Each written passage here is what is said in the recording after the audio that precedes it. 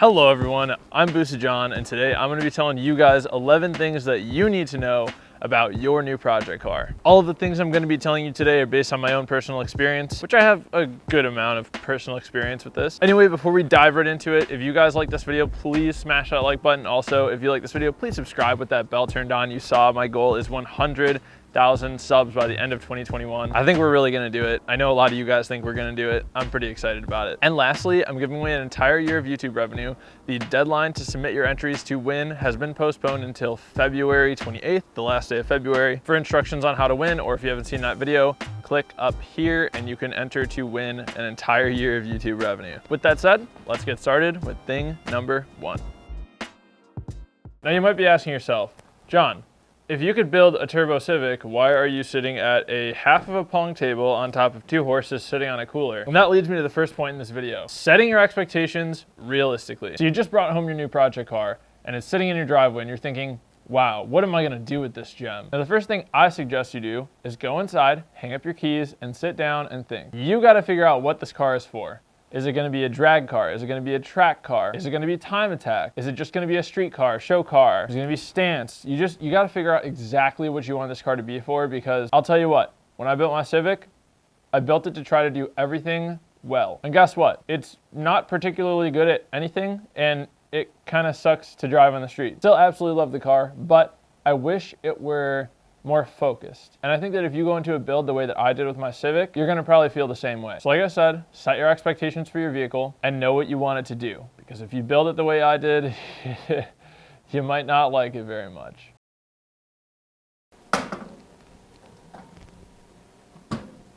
So just like making breakfast, a project car takes a plan. You have your expectations set, you know what you want it to do, but how do you get there? Now this is where you have to figure out, do you want to go turbo? Do you want to stay NA? Do you want to go supercharged? Are you going to leave the engine alone and just focus on suspension? This part of the process is absolutely crucial, and this is a part that I personally skipped out on quite a bit. But taking the time to think about what you're going to do to achieve your goal efficiently is huge. Are you gonna save your money and buy authentic parts? Are you gonna buy eBay parts? There's really no right answer. It's just mostly what works best for you. But planning how you're gonna reach your car's goal and how much it's gonna cost to reach your car's goal is going to be huge.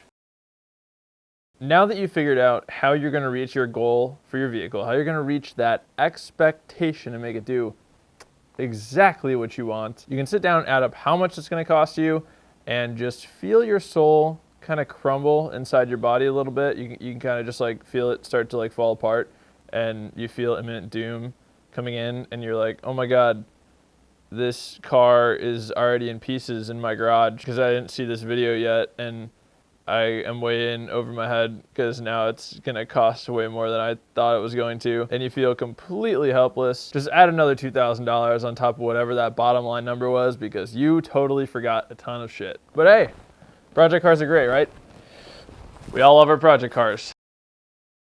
So you got your project car and you're researching and you're researching and you're only researching and you're just learning so much stuff, and you're feeling like you're ready to go do this project, and you're gonna go outside and you're gonna make this sick car, and you walk into the garage and you take one look at it and you realize that you actually have no idea what you're doing, and you've just been staring at computer screens for hours and hours. To clarify what I'm trying to say here is that you can research all you want, and yes, it's very important to research and know what parts work with what and how to do certain jobs, but until you actually go out there and start wrenching, you're not gonna know exactly what you don't know and what you need to research, if that makes sense. Now, one really good way to research is to spend time before you start buying parts, looking up what parts are good for what parts are interchangeable between different cars from your same manufacturer, like an Integra shares a lot of parts with a Civic, like that kind of stuff, and figuring out what parts you can get from the used market. That way you can save yourself a lot of money. But like I said, sitting at your desk and watching a bunch of videos and just overwhelming yourself is not helping anyone. Get out there and start working and figure out what you need to learn. You got this.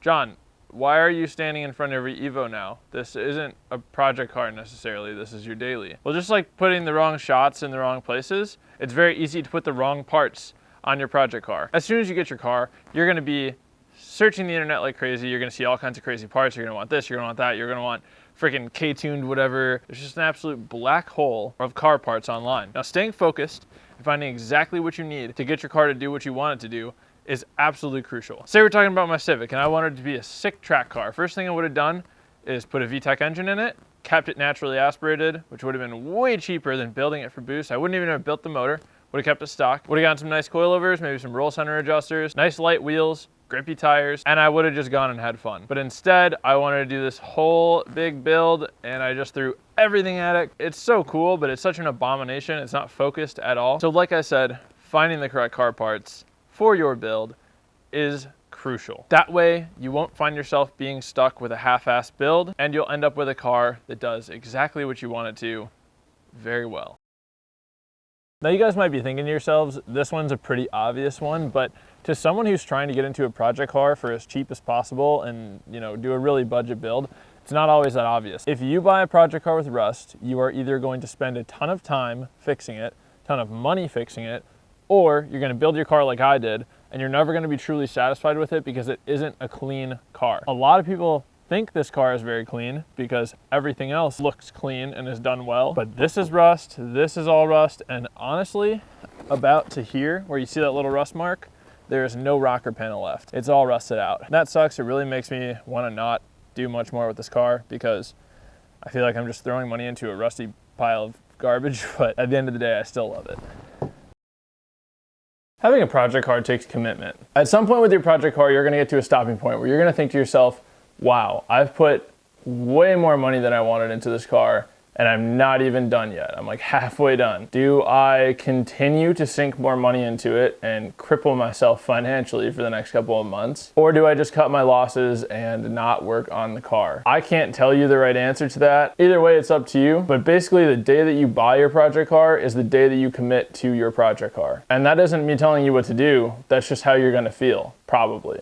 I know most people do. So obviously remember to enjoy it, but also staying committed is key. So this next one sounds pretty obvious too, but just know that in almost every scenario, you are not going to get the amount of money that you put into the car out of the car when you inevitably try to sell it. Some builds are definitely worth more when you redo the entire car and stuff, but a lot of them, like my fully built Turbo Civic here, is worth nowhere near the $15,000 I've put into this thing. Oh, rust. That's nice. So you're about to start your project car for the first time, you spent hours working on it, you spent thousands of dollars getting it ready for this moment, and you go to turn the key for the first time and nothing happens. This is totally normal, this happens to almost everybody, and so the main point here is don't get discouraged when things don't go your way the first time.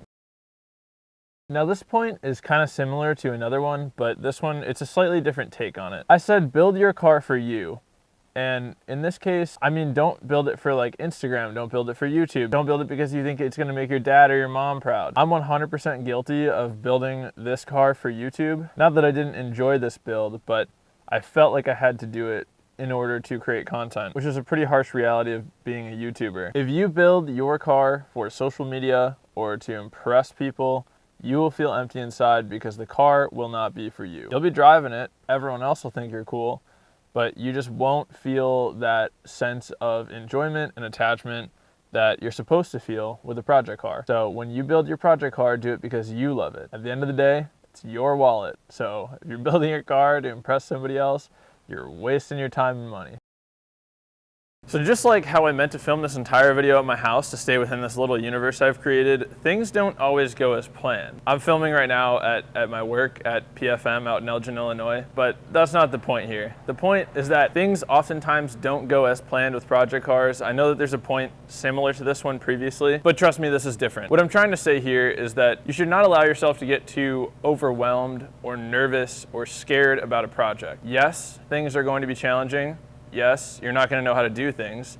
Like right now, I'm in the middle of swapping an engine on a Mercedes. I have no idea what I'm doing. I've never done this before, ever, but it's okay. You got a project car to learn something new and to have a fun experience building something that you're gonna love. So don't allow yourself to get so overwhelmed or so nervous that you're gonna stop working on it. Even if you're 10 hours into a job and a rusty bolt breaks, don't get too discouraged. It's all part of the process. And again, just take a break, go inside, cool off, and come back at it the next day with a clear mind. I just want to quickly say thank you guys for watching this video. Hopefully you guys learned 11 new things because, you know, there were 11. 11 points in this video, so you had to have learned 11 new things, am I right? You know, anyway, again, thank you for watching. If you like this video, please click that like button. It really helps my video do better. I get more views the more likes I get, and the more views I get, the more subscribers I get, the more it helps me to get 100,000 subs this year before the end of 2021.